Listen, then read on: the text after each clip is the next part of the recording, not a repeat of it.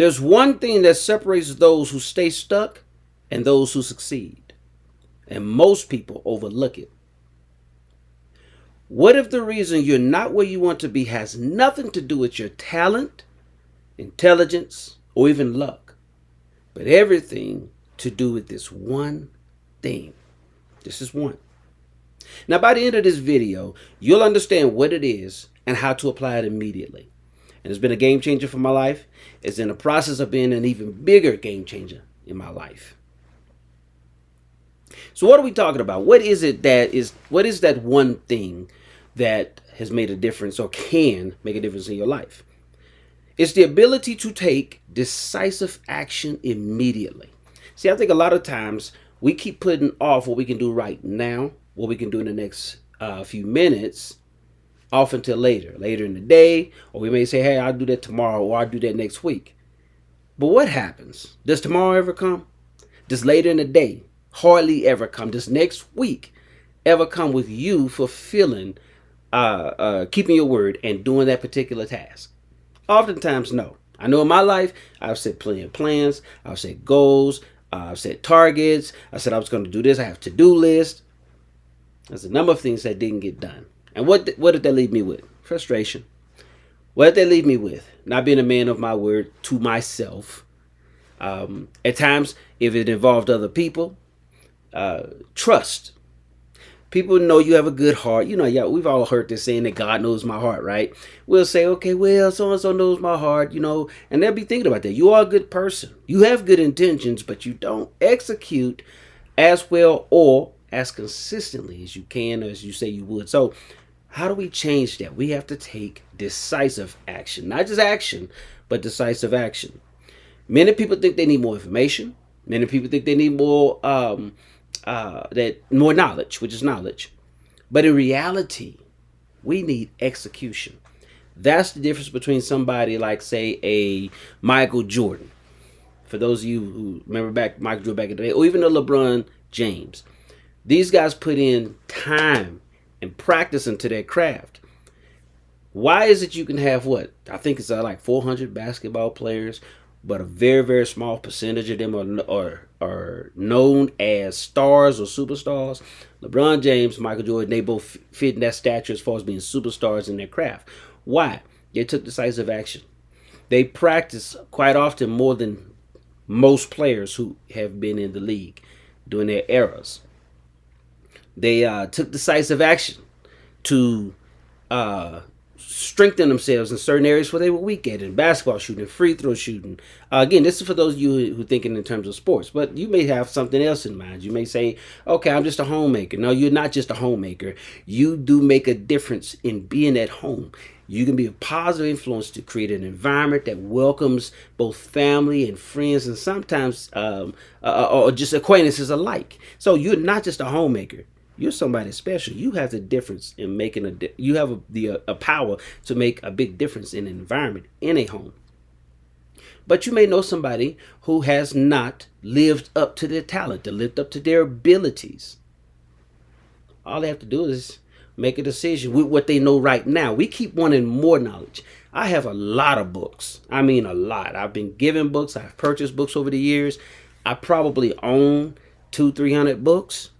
Different subjects, mostly in the fields of self-improvement, leadership, personal development, positive thinking, spiritually, or some people might call it religiously related.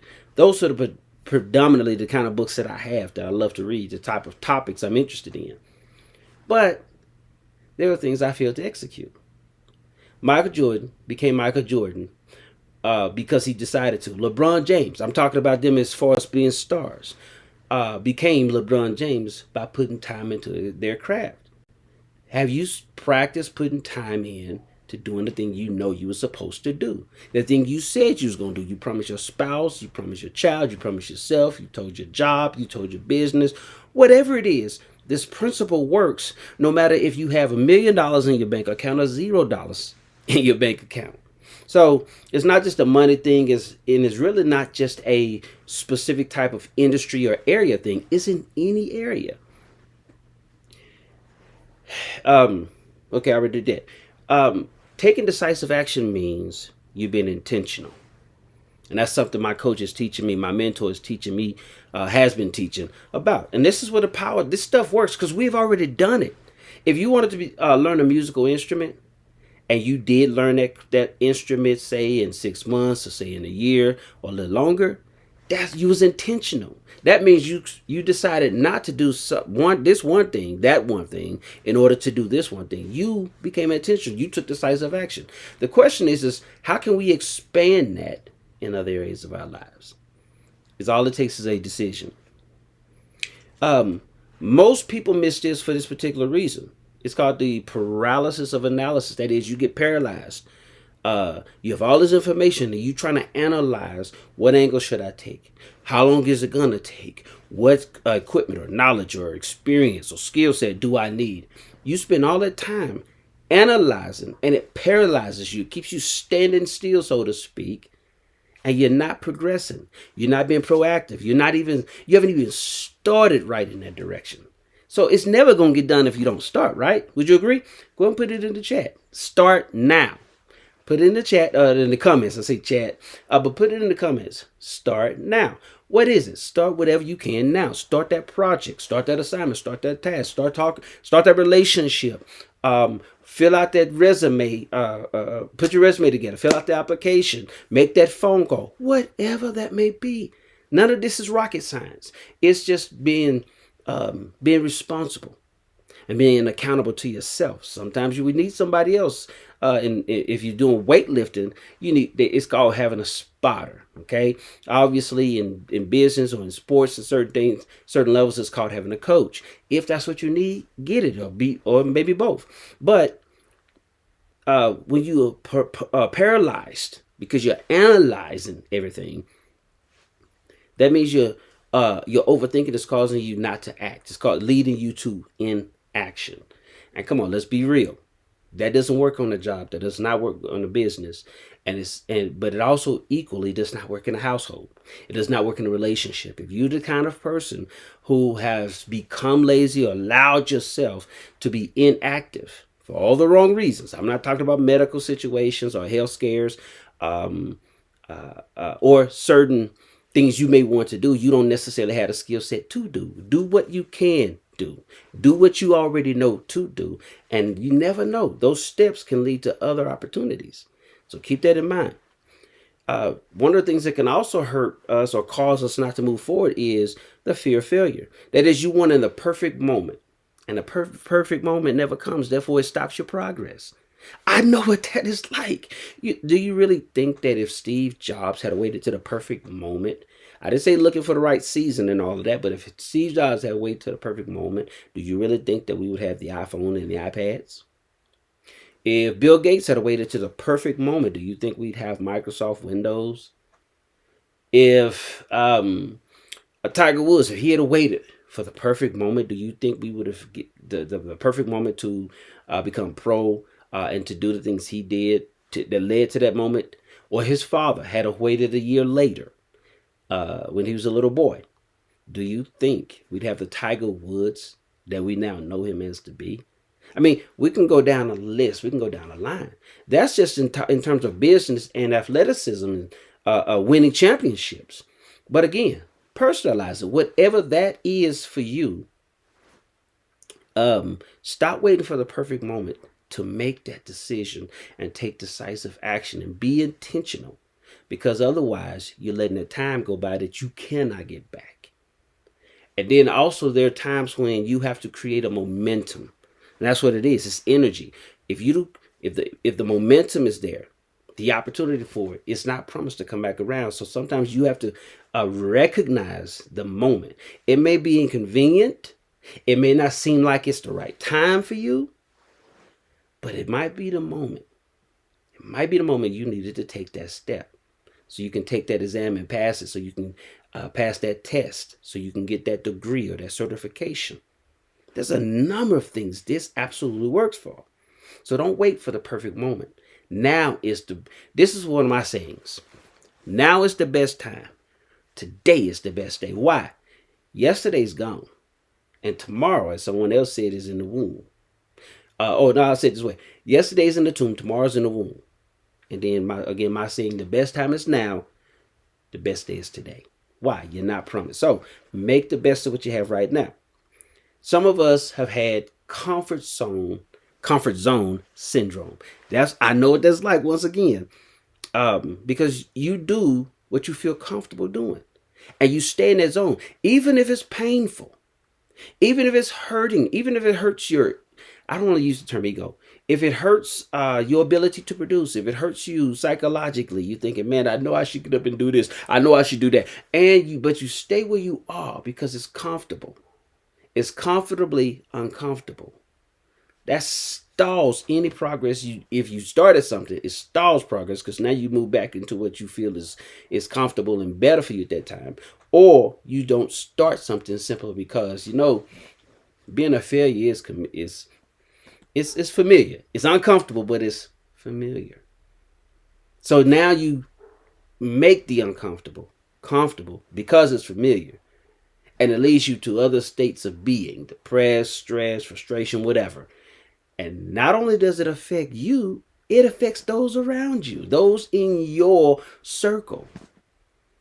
Then you're not the best employee or the best business owner that you could be, or the best partner you could be, or the best parent. Again, the list goes down. But if you decide now, you know what, I'm going to do that thing I've been putting off. I'm going to go and say this particular thing or print out this particular email. Or I'm going to pay this particular bill or this debt off. Man, get that synergy going, get that energy, get that momentum going. And now you're creating a different set of energy. But don't delay. Now, how do we apply this today? How do we apply this? It begins with awareness. I'll tell you, my mentor, he's an absolutely awesome person. I have several mentors, but definitely one I work with directly, and is changing, the principles he's teaching is changing my life. We all need mentors. We need coaches. We need people who help us. Sometimes we don't see. We have blind spots. So sometimes we don't see that our actions or inactions are actually not helping us. And so we need somebody that we respect and trust at times. That should be the first option. Who will see those blind spots and be honest enough and direct enough to tell us about that. Now we have a choice to make. Unfortunately, it's interesting how I find it fascinating. I'll say it that way, where we tend to listen to people who are strangers who say the very same things those who are closest to us have said, and we'll take it like it's gospel from them, while at the same time rejecting it from the people closest to us. I don't understand that.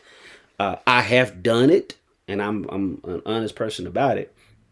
I have been an honest person about it. But hey, sometimes that's just the way it works. But once you get going, keep that momentum going. So awareness. Identify where you hesitate to take action. Let's go ahead and say, hey, listen, why am I not taking action in this area? Am I afraid? Again, some of the things I already listed before. Am I comfortable, even though I'm uncomfortable? Do I not think I have the right skill set, the right amount of knowledge, the finances to do something? Whatever it is, identify that. And then think differently about that. Flip that thing on its head. Re-engineer and ask yourself a different question. Ask yourself solution-based questions. That's what help get you going too. So awareness, step 2. That was step 1. Step 2, and how to apply this, is internalization. Internalization. Accept that the only way to change is to do what? Move backwards? Nope. If you typed in the comment forward, you're absolutely right. You're not to move backwards because that's not going to help you. You got to move forward. You're familiar. Remember, we just talked about being familiar. You're familiar with what's back there, and you're unfamiliar with what's ahead of you. But maybe if you go and take it one step at a time, don't try to take 20, take one step at a time and move forward, you'll begin to see some things arise, some great potential ahead of you. And then you'll want it. And then what happens is you'll discover more about yourself, positively speaking, as well as you'll be exposed more to who you are as you move forward. And you have opportunity to do what? To grow and become better. As well as in the process, you'll start piling up small successes. The small successes actually lead to big successes. So follow that principle. Once you become aware, internalize. And then step number 3 is execution. Implement now, not later. Start small, but start. Let me say that again. Step 3 is execution. Implement now. Start small, but start. Why? It's easy for you just to sit stagnant. You've already done it. You probably been the kind of person who said, I've started 10 things and I have not finished any of them. Or I started 3 of them. I was successful. The other 7, I wasn't. So why should I keep going? Why don't you ask yourself, how do I build on the successes that I have of the 3? And what lessons can I learn from the 7? See, once you flip the script, once you re-engineer that thing, now you think of solutions. Guess what? You get all that negative energy out of your life, starts leaving your life. And what starts coming towards you? That positive energy. Solutions start coming to you. The right people start coming. I'm not saying you're still not going to have any challenges. Challenges, situations, circumstances, and conditions. What I am saying is now that you're solution oriented, you're going to start attracting more solutions than problems. Now, you do want to attract certain problems because he or she who solves problems, what? Go and put it in the comments. He or she who solves problems gets paid. So now you want to turn your newfound abilities or the abilities that was there the whole time into a money-making opportunity. For some of you, maybe has nothing to do with money. You want the freedom of thought. You want the freedom to create. You like the way it makes you feel to get things done. Go after it. Start now. Start small, but start. Listen, if you've enjoyed this video, if you enjoyed the content, go and check out my other videos. If you enjoy this content, if you enjoy the motivation, the inspiration that comes from this content, please remember, if you haven't, to like, comment, subscribe. Okay? Like, comment, subscribe, set your notifications, share this video, share this channel with some other people that you believe would benefit from the content. I appreciate you for joining me. Remember, maximize the moment. I'll see you next week. Hold on. One more thing, y'all. One more thing. This is a challenge I want to give y'all. And I want you to put it in the comments. Number 1, you don't need more time, okay? You don't need any more knowledge.